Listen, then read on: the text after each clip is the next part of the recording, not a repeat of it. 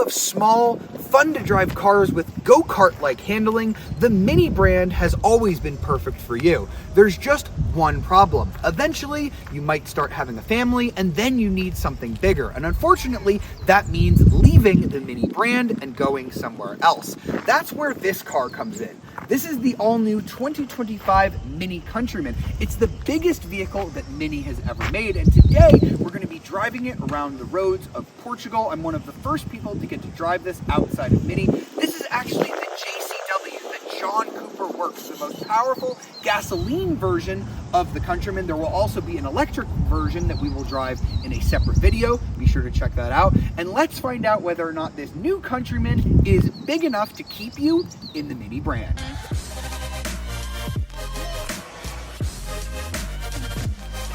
So let's start off with an exterior walk around of the new Countryman, where we can see a very different front fascia than what we used to get from the outgoing Countryman. We've got this kind of really cool grille that looks like a checkered flag. You can see lots of checkered flag details in here. You have your John Cooper Works badge. That is really cool as well. We've got the new Mini emblem, which is going to be blacked out here on the JCW, which is really, really neat looking. I think it looks great. Now, the headlights are no longer circular. They're actually kind of more of a square circle. And the interesting thing about these headlights is that you get different lighting signatures, so you can actually change how these LEDs are going to light up at night and as well during the day from 3 different modes, which is really cool. It just lets you personalize your Mini in more of a digital way than you have before. Mini is a brand known for customization. Wheels, roof colors, mirror caps, all of that. So it's cool that they've now gone from physical to digital with the lights. Now, here on the wheels, we've got a 20-incher with a red brake caliper. Just like on the grille, we can kind of see a checkered flag finish here. I think they look really cool, really sporty. We've got a couple of different roof color options as well. This has been a trademark of Mini for years. This is going to be the red option, so you get the red mirror caps and the red roof as well. You can get those in black and I believe silver as well, or you can just do them in body color if that's what you prefer. And I like that when you get the red roof, this little John Cooper Works portion here is also finished in red. It kind of dips down like so. I think that is a really cool touch. Now, as we move around to the back, you'll see that the John Cooper Works version is a little bit sporty. Unfortunately, this one's a little dirty, so maybe we'll cut to some B-roll of the back during this portion. But we've got Countryman written out in black because we have the JCW, so we've got black elements here. We've got our John Cooper Works badge where the word Works is written in red. And then just like the headlights, you can actually customize these various light portions here of the taillight to change the lighting signature as well. Really cool. I've never seen another vehicle do that. And then because we have the JCW, we've got a special exhaust system. So we have quad exhaust tips here. Although, as we find out as we get on the road later in the video, although it does have a special exhaust system, Mini has still had to augment it quite a bit with speaker sounds on the inside. Now, moving here into the back seat, something that I neglected to mention while we were on the outside of this new Countryman is that it's a whopping 5 inches longer than the Countryman that it replaces. Like I said, it's the biggest Countryman that Mini has ever made, and that is going to pay dividends here in the back seat. I've got plenty of legroom, a lot more than I had before. The headroom is also super generous as well, even when I have the panoramic roof. I love how here, even on the back seats, we've got our little checkered flag here for the John Cooper Works model. We've got some red stitching as well. This little red strap here on our center armrest, which has our cup holders in it as well.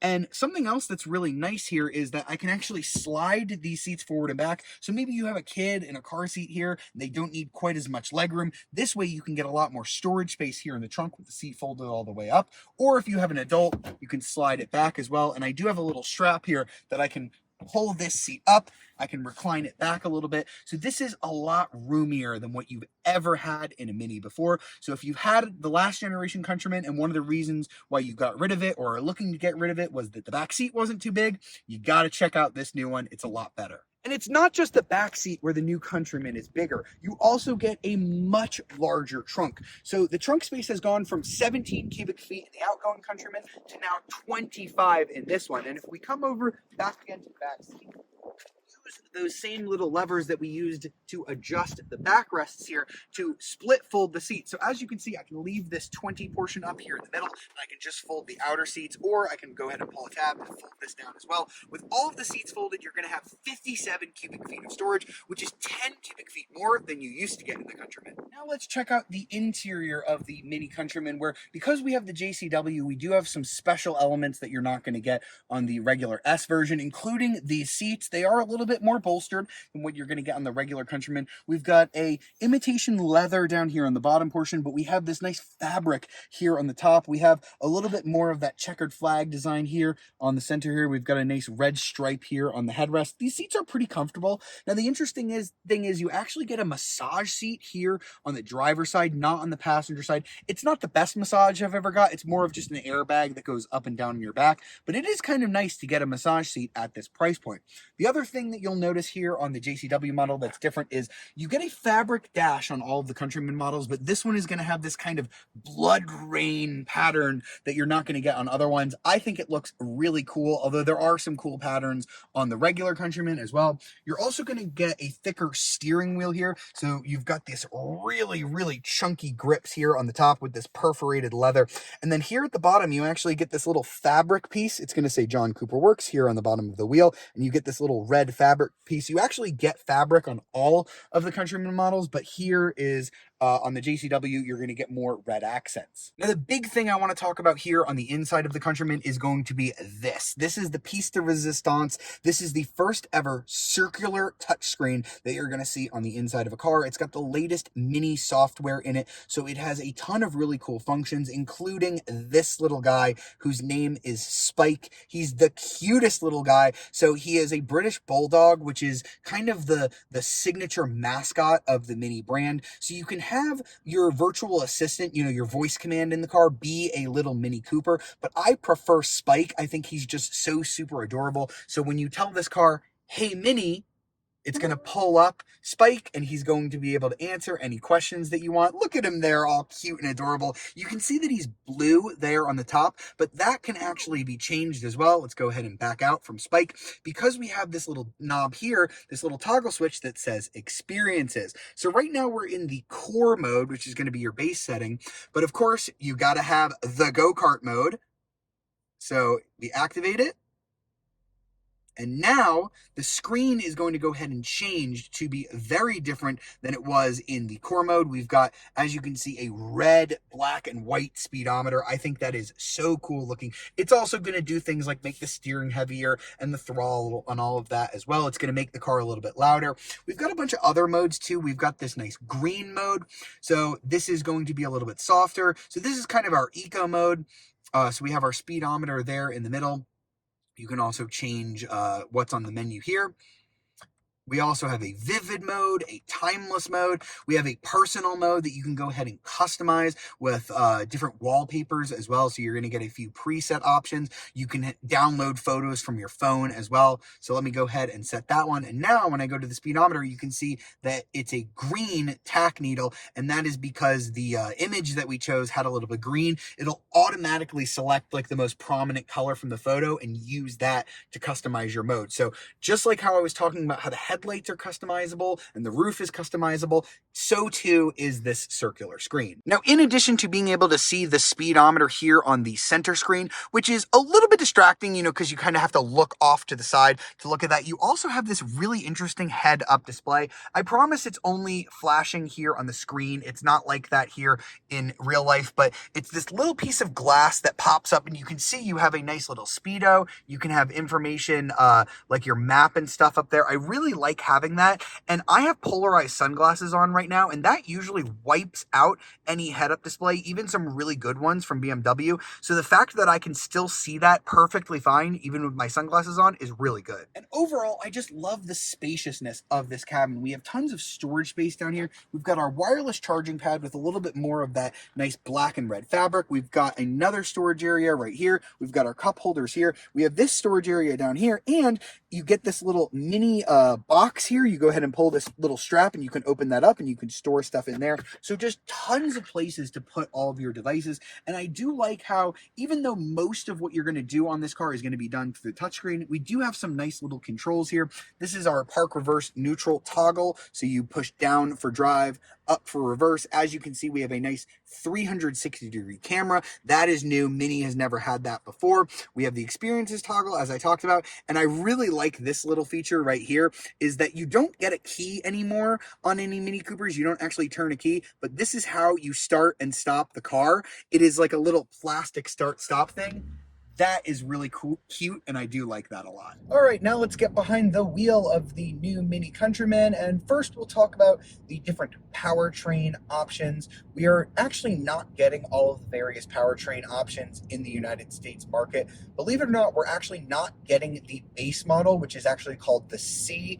That gets the 1.5-liter turbocharged 3-cylinder engine with 170 horsepower and 207 pound-feet of torque. That one is the slowest version. It takes 8.3 seconds to hit 60 miles an hour. So if you're a fan of brisk acceleration in America, you'll be happy to know that the base Countryman is not coming stateside. That means that the entry-level version of the Countryman in America is going to be the S All-4. You can only get the S with all-wheel drive. There's no front-wheel drive version of the S.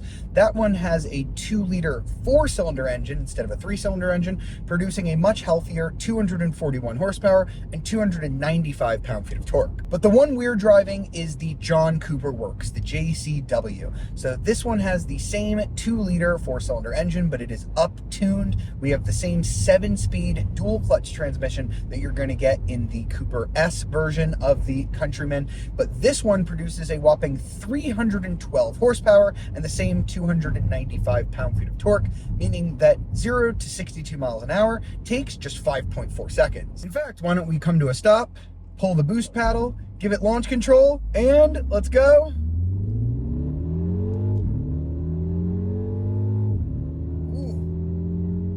The engine sounds really growly. You get some pops when you lift off the throttle. However, those are actually part of what Mini calls the Mini sounds.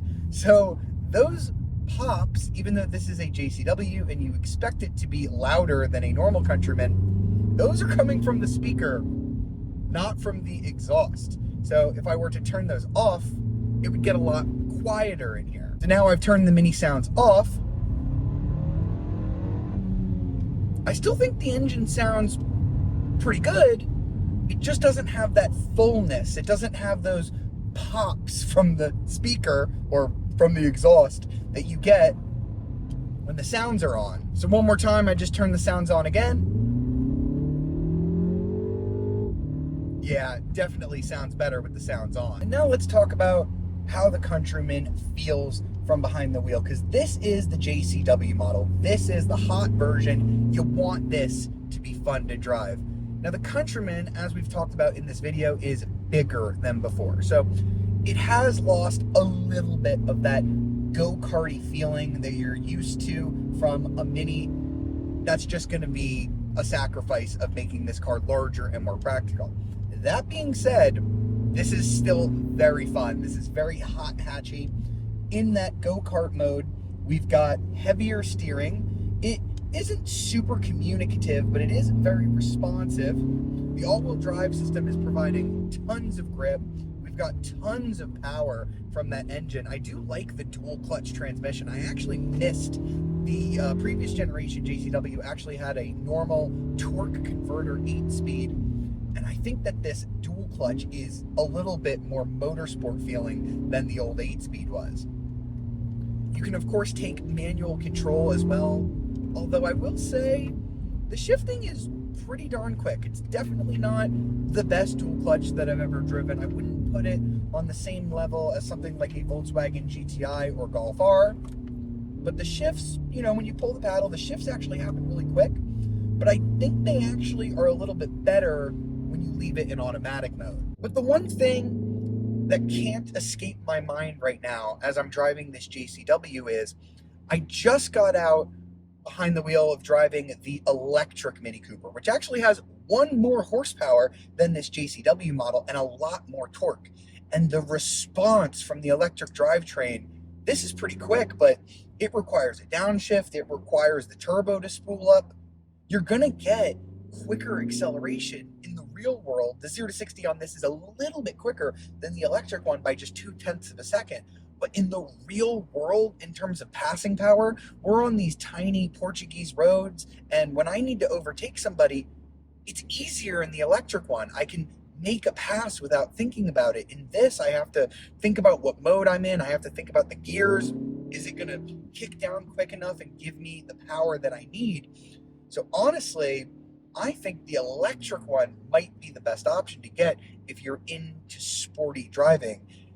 And honestly, the electric one is actually a little cheaper than this JCW one. So let's go ahead and pull over and talk about it. So that was the 2025 Mini Countryman. If you're good with just the S version, that's going to start at about $39,000. Now, if you want this John Cooper Works version, that's going to be about $47,000. There are options to add on there as well. Now, in another video, I reviewed the electric SE version of the Countryman, which starts at about $45,000. It's actually more powerful and more torquey than this JCW model. Unfortunately, you can't get all of the sporty red accents on it, at least not yet in the United States. But I think that version is definitely one to look at. But I want to talk about the Countryman as a whole. They made it bigger. They made the technology so much better. That was an area where Mini was always kind of lagging. So if you've loved the Mini brand for years, but you kind of grew out of it because they didn't make a vehicle that was big enough to suit your family, I think you should probably give the new Countryman a shot because it is bigger,